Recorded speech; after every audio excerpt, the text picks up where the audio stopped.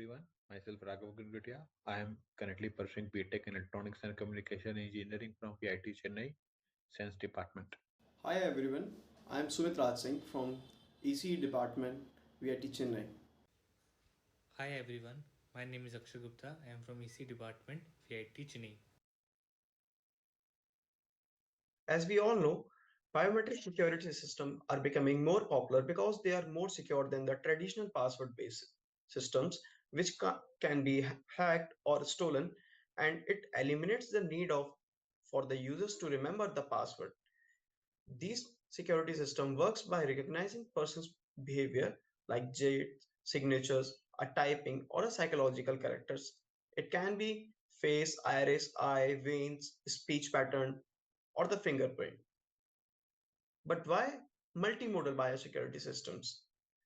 We know as unimodal security systems are more accurate but addresses some issues like snooping and the resistance and the good privacy. Personal biological problems and the limited size and the noise tracking of devices can have a significant impact on the accuracy of the biometric security systems.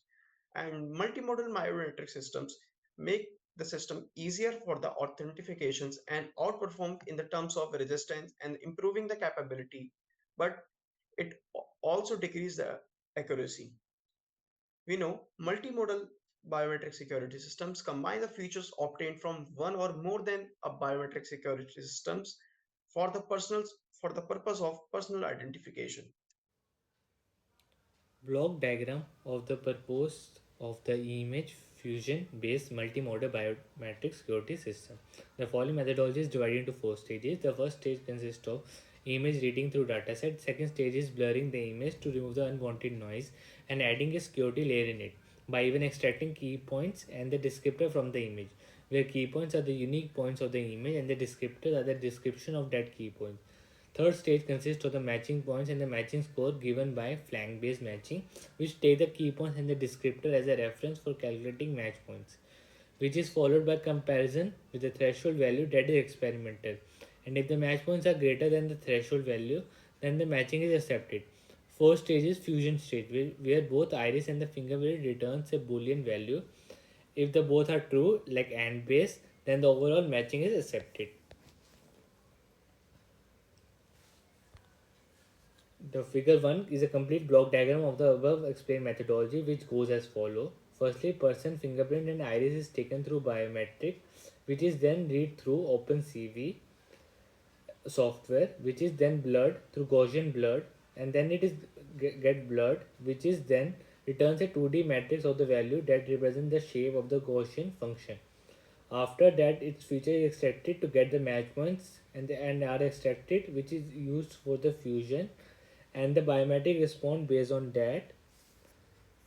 And the figure 2 represents the complete flow chart of the system.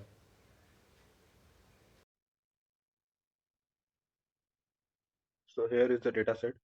This Sokofing dataset is for fingerprint, which is divided in two parts, altered and real. Altered datasets are kind of a dataset which are quietly distorted, like it has some cut in it, some image are quietly blurred.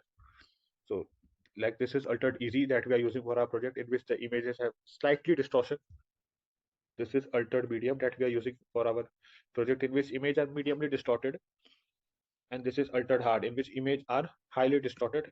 For our project, we are using altered easy and altered medium. And there is another set of category which is real, in which the image are not distorted, in which image are in very good condition. Now same goes for iris. We are using CASIA dataset, which is further divided into three for our project, which is CASI iris interval, CASI iris lamp, and CASI iris twins, in which each of the dataset consists of a left eye and right eye of different set of people. Like one L, which means it is a left eye of first different set of people, one R, which means it is a right eye of first set of different people. Now let us move to the code. So this is the code of our experiment.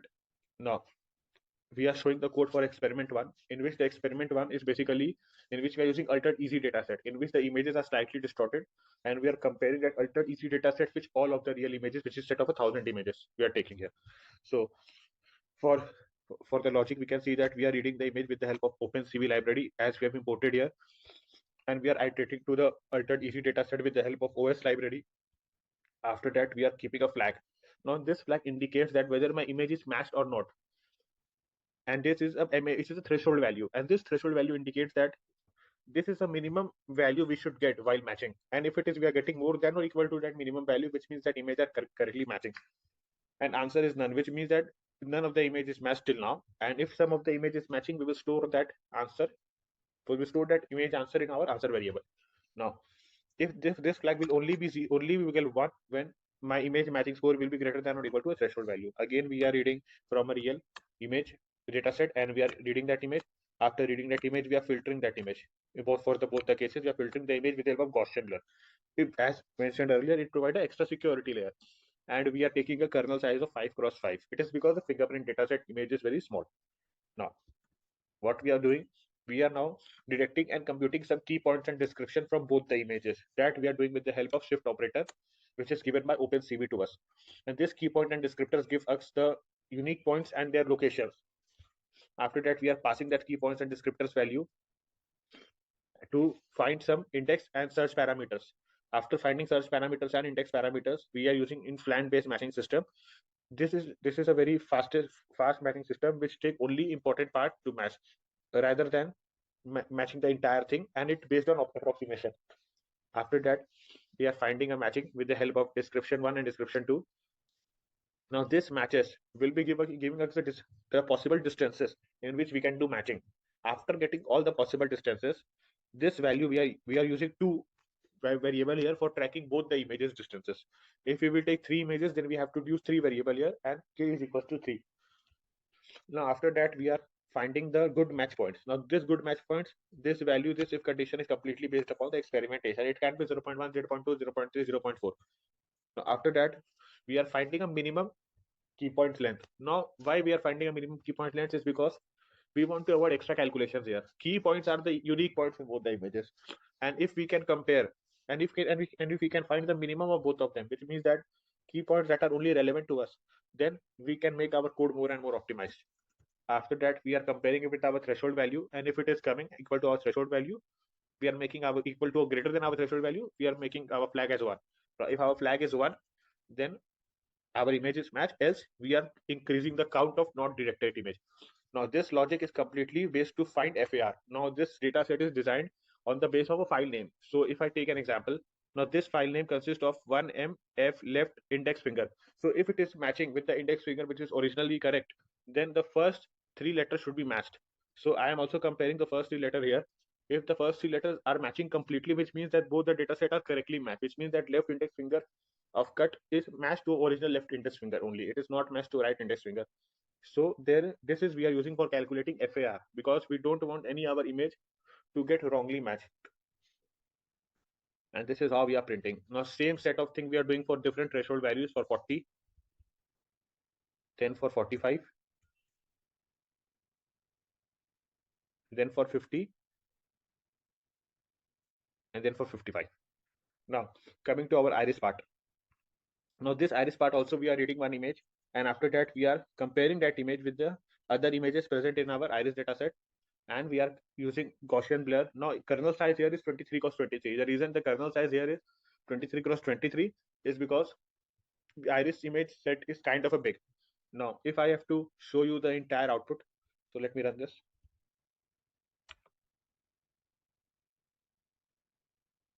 Now for the fingerprint one, like for all the fingerprint one, our output is here. For experiment one, threshold value 35, total not detected 0, FAR 0, threshold value 40, total not detected 1, FAR 0, 45, total not detected 1, FAR 0, 50, not detected 1, FAR 0, and for 55, not detected 7, and FAR is also 0. Now let me run this code for giving us the output figures.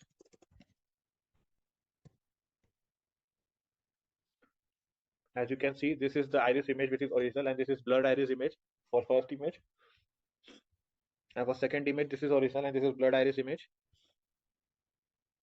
And now that's what we are comparing. Same goes for fingerprint here. This is original fingerprint and this is blurred fingerprint image. This is second fingerprint, original and blurred fingerprint image. And here it is a match points. So this way we are finding all of our output. Thank you.